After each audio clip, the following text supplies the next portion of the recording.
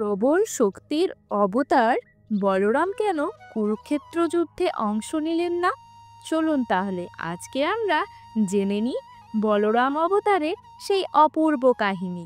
যখন পৃথিবী কাঁপছিল কংসের অত্যাচারে, তখন দেবতারা প্রার্থনা করলেন বিষ্ণুর স্মরণে। ভগবান বিষ্ণু বললেন, আমি আবির্ভূত হব কৃষ্ণ রূপে, আর আমার চিরসঙ্গী, আমারই এক অংশ অনন্ত শেষ, তিনিও জন্ম নেবেন আমার সহচর রূপে। এইভাবেই ঠিক হলো বলরামের মর্তে আবির্ভাব। দেবকীর সপ্তম গর্ভে এসেছিলেন সেই অনন্ত শক্তি, কিন্তু কংস যাতে তাকে হত্যা করতে না পারে, সেই জন্য যোগমায়া গর্ভটিকে স্থানান্তর করেন রোহিণীর গর্ভে। রোহিণী তখন ছিলেন গোকুলে। সেইখানেই এক পবিত্র রাত্রে জন্ম নেয় শুভ্রবর্ণ এক অলৌকিক শিশু, বলরাম অবতার। গর্ভান্তরের কারণে তার নাম হয় শঙ্কর্ষণ। শৈশবে বলরাম ছিলেন কৃষ্ণের ছায়াসঙ্গী। তার শক্তিতে মৃত্যু হয় পলম্বাসুর, ধেনুকাসুরের মতো রাক্ষসদের।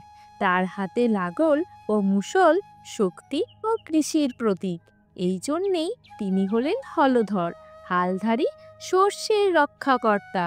বলরাম শুধু যোদ্ধা নন, তিনি শান্তিরও প্রতিনিধি।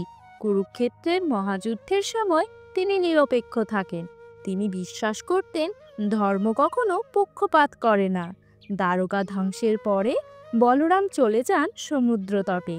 সেখানে একদিন ধ্যানস্থ অবস্থায় তার দেহ থেকে ধীরে ধীরে বেরিয়ে আসে নিজেই অনন্ত শেষ রূপে।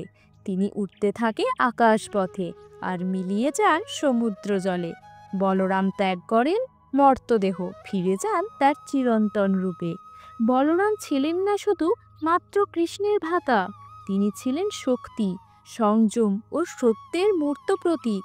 তার জীবন আমাদের শেখায়, বল থাকলেই যথেষ্ট নয়, বলের সঙ্গে চাই শুদ্ধতা ও ধৈর্য।